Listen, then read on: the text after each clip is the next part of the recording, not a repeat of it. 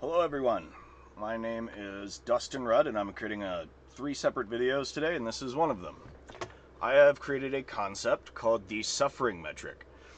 For thousands of years, people have argued about what is right and what is wrong, and how should society make decisions. But most of these debates revolves around beliefs, traditions, and authority.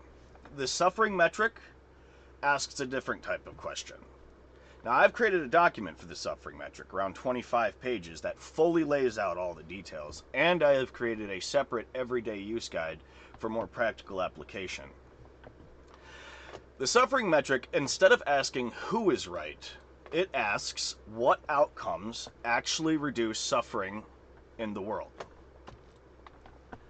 The suffering metric evaluates decisions by their real-world outcomes.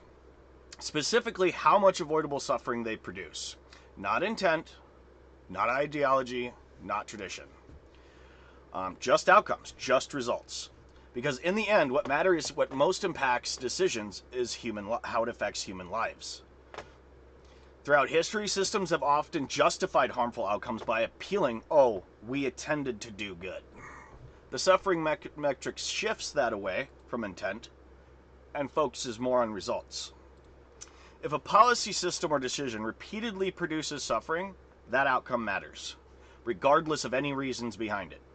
And if something consistently produces suffering, that deserves immediate attention. The suffering metric is also designed to be iterative. That simply means it improves itself over time. Decisions are made using the best available evidence. Outcomes are observed, better data becomes available, the model adjusts. It's not a fixed concept. It's a framework that learns from the application with reality.